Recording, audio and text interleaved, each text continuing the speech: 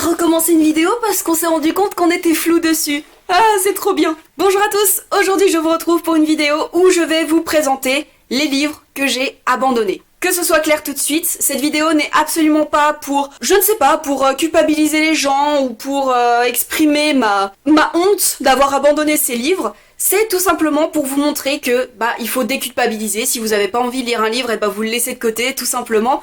Il faut arrêter de se culpabiliser pour pas grand chose, et notamment sur les lectures. On peut mettre des livres de côté ou les abandonner, et on le vit très bien. Je vais vous présenter les livres que j'ai abandonnés ces 2 dernières années, et peut-être que je referai cette vidéo peut-être l'année prochaine, si j'ai abandonné des livres d'ici là. On va commencer tout de suite avec L'instant précis où les destins s'entremêlent de Angélique Barbera, publié aux éditions J'ai lu. Alors ce livre, c'est tout simplement parce que c'était mon livre de pause, là où je travaillais avant. J'avais totalement oublié son existence. Et c'est quand j'ai déménagé où je me suis rendu compte « Ah, mais t'étais là, toi, c'est vrai !» Je ne l'ai pas abandonné parce que je ne l'aimais pas, j'aimais beaucoup ce livre. Mais c'est vrai que au fil du temps, au fil des mois, je me suis dit « Mais en fait, il faudrait peut-être que je recommence depuis le début. » Au final, je n'ai lu que 50 pages, donc c'est pas grand-chose, mais ça a été suffisant pour me réfréner pendant quelques temps, voilà. Donc ce livre, globalement, on va rencontrer 2 âmes qui sont tourmentées par des disputes conjugales et par des violences conjugales. Et franchement, j'aimais bien ce livre, je l'aimais bien. Du coup, je vais le reprendre cette année, c'est clair et net. Ensuite, il faut savoir que en fin d'année dernière, donc en fin 2016, j'étais dans ma grosse période young adulte et j'avais envie que de young adulte ou de lecture où il y a de l'action. Et donc c'est pour ça que j'ai mis de côté Il est de retour de Timur Vermès, publié aux éditions 10-18. Timur Vermès, je sais pas. Au vu de la couverture, vous vous doutez de quel personnage historique il s'agit. Grosso modo, on va rencontrer Hitler qui se réveille en 2015 au beau milieu de l'Allemagne de notre temps, du coup.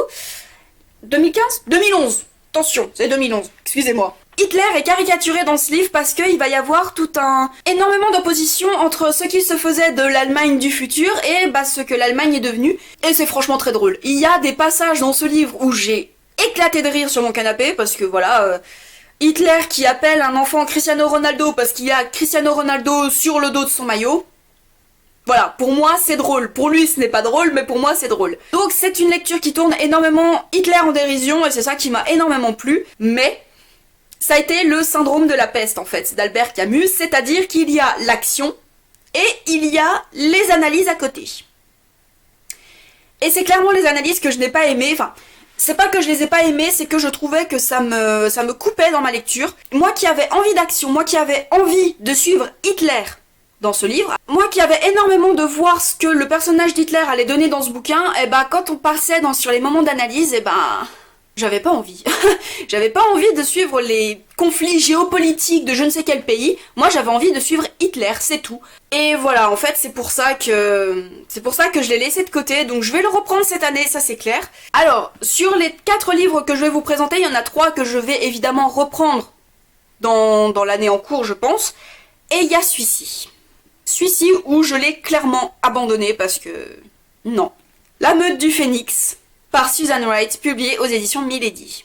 Alors, vous savez, à force que je vous le dise dans mes vidéos update, j'adore les personnages féminins qui prennent leur indépendance et qui envoient tout bouler si ça ne leur plaît pas. J'aime ce genre de personnages, je n'aime pas les personnages un peu flan-flan, un peu... où t'as juste envie de lui dire d'arrêter d'être niaise en fait. Mais Tarine. Alors, c'est clairement l'image d'une femme forte, hein. C'est clair et net, elle veut prendre son indépendance, elle envoie tout le monde chier quand ça lui plaît pas, mais un petit peu trop quand même. En fait, il y a une limite très mince, très très mince, entre je trouve ce personnage badass et je trouve ce personnage horrible et tête à claque à mourir. Et Tarine a franchi cette limite. J'ai trouvé que Tarine, pour moi, était le genre de personnage trop expansif, et qui, ça me donne juste envie de la claquer en fait, parce que elle s'énerve sur pas grand chose, elle râle tout le temps, et elle se plaint tout le temps, et voilà. Et ça m'a énervée, ça m'a saoulée. Donc en gros, dans ce livre, on va rencontrer cette merveilleuse Tarine. En fait, elle vit dans une meute de loups, c'est-à-dire qu'il y a des gens, comme vous et moi, qui sont capables de se transformer en loups. Sauf elle n'en est pas capable puisque sa louve intérieure est enfermée, donc elle ne peut pas prendre possession de son corps et donc elle ne peut pas se transformer. Ce qui fait qu'elle apporte une honte monstre à son père qui cherche à tout prix à la caser parce que voilà, il n'a pas envie de l'avoir dans les pattes. Surtout que si je me trompe pas, il la considère étant Il la considère comme étant la cause de la mort de sa femme. Si je me trompe pas, hein. Donc il va essayer de la caser avec un gros connard où elle sait que si elle se marie avec, il va clairement y avoir de la violence conjugale, donc elle a pas tellement envie d'aller avec ce connard, ce que je peux comprendre bien évidemment. Et en gros elle va se faire kidnapper par les gars d'un certain Trey Coleman. Et en fait ils vont créer une alliance où ils vont se faire passer pour des âmes sœurs, qu'il ne faut absolument pas séparer parce que voilà ce sont des âmes sœurs, etc., etc. Alors je ne sais absolument plus pourquoi Trey s'intéresse à Taryn au début, je crois que c'est pour des conflits de meute ou je sais pas quoi, enfin bref. Je ne me souviens plus et Trey est un gros con.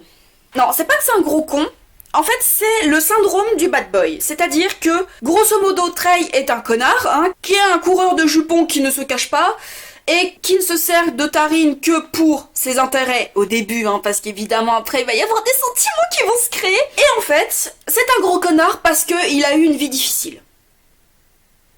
Alors je veux bien que les blessures d'enfance, ça peut entraîner des choses plus tard, ça je veux bien le comprendre, hein, mais c'est le syndrome du bad boy, c'est-à-dire que c'est un gros connard, mais en fait, vu qu'il a eu une vie difficile avant, eh ben on lui pardonne tout. Et vous remarquerez que les livres qui se vendent énormément dans le New Adult ou dans le Young Adult, c'est essentiellement ça. C'est le genre de personnage que je ne supporte pas. Voilà, en gros, ils se disputent, ils se remettent ensemble, ils couchent ensemble, et voilà. Et s'il y a des gens qui trouvent que dans Game of Thrones il ne se passe pas grand chose, dans celui-là c'est pire je trouve. On passe la moitié du temps dans la tanière du mec, et Taryn elle s'entend pas avec les membres du groupe, et elle se dispute avec des connasses, et voilà. Grosso modo, c'est ça, c'est comme ça que je l'ai pris. Alors, je tiens à dire que si vous avez aimé La Meute du Phénix, tant mieux pour vous. Je préfère largement parler en bien d'un livre que d'en parler en mal. Vous allez très vite vous rendre compte que je suis honnête dans toutes les lectures que je lis, hein. Je suis très expansive pour les lectures que j'adore et je suis très agressive sur les lectures que je n'aime pas. Et clairement, La Meute du Phénix, je n'ai pas aimé. Je suis quand même arrivée jusqu'à la moitié du bouquin. J'ai pas envie de le continuer parce que les personnages, je ne les ai pas trouvés attachants. Alors voilà, c'est tout simplement pour ça que je ne reprendrai pas La Meute du Phénix. Et enfin, pour le dernier livre mis en pause, vous allez me juger. Non mais en fait, j'attends que vos airs stupéfaits s'enlèvent de vos visages. Voilà. C'est bon? Je suis en train d'en faire une montagne pour pas grand chose en fait. Miss Peregrine et les enfants particuliers. Alors, j'étais persuadée que ce livre, j'allais le bouffer en une semaine. Au vu de tous les avis positifs que j'ai lus sur ce livre ou que j'ai vus sur YouTube, c'est en plus une ambiance que j'aime énormément. Des enfants glauques, une ambiance glauque, sur fond de Seconde Guerre mondiale. Voilà, j'étais persuadée que ce livre, il allait me plaire. Autant sur les autres, c'est parce que j'étais pas dans ma période, parce que les personnages ne m'ont pas plu. Mais celui-là, en fait, c'est clairement la période globale qui m'a fait arrêter ce livre. Je me suis quand même mise à la lecture de Miss Peregrine et les enfants particuliers, donc je l'ai commencé en novembre ou décembre 2014, et je l'ai arrêté en janvier 2015. Et en janvier 2015, on sait globalement tout ce qui s'est passé. Vous comprendrez bien que j'avais pas forcément envie de rester dans une ambiance un peu glauque comme ça. C'est pour ça que j'ai lu d'ailleurs Le Cherche-Bonheur et qui est un coup de cœur monumental. D'ailleurs, je vous laisserai le lien en barre d'infos parce que j'en ai fait une vidéo à lui tout seul. C'était clairement la période globale, l'ambiance globale qui m'a fait arrêter ce bouquin. Alors là, vous allez encore plus me juger parce que en fait, je me suis arrêtée, donc je me souviens là où je me suis arrêtée à la première boucle temporelle. Non, alors je suis d'accord sur beaucoup de choses, hein, mais vous allez poser ces cailloux, hein, vous allez pas me les jeter, hein, on va poser ces cailloux tranquillement, hein. Je vais essayer de le lire cette année, en période d'Halloween. Cette vidéo est maintenant terminée et j'espère qu'elle vous aura plu. Je vais me répéter, mais le message que je veux clairement vous faire passer dans cette vidéo, c'est que, vous pouvez abandonner des livres. Il n'y a pas quelqu'un qui va venir avec une règle et puis vous taper sur les doigts parce que vous avez abandonné un livre. Pour moi, c'est quelque chose de plutôt bénéfique parce que on ne se force pas à la lecture. Et pour moi, la lecture doit rester quelque chose qui doit vous apporter du plaisir et non pas quelque chose qui va vous apporter de la honte ou qui va vous forcer à quelque chose. Sur ces bonnes paroles, je vous invite à mettre dans les commentaires vos lectures que vous avez abandonnées ou que vous avez mis sur pause et les raisons pour lesquelles vous les avez mis en pause, parce que je trouve que c'est quand même intéressant de parler de ce genre de choses et de dire clairement pourquoi je n'ai pas aimé un livre, pourquoi je l'ai mis de côté, pourquoi je l'ai abandonné. Je vous souhaite une très bonne journée et de très belles aventures au pays des pages.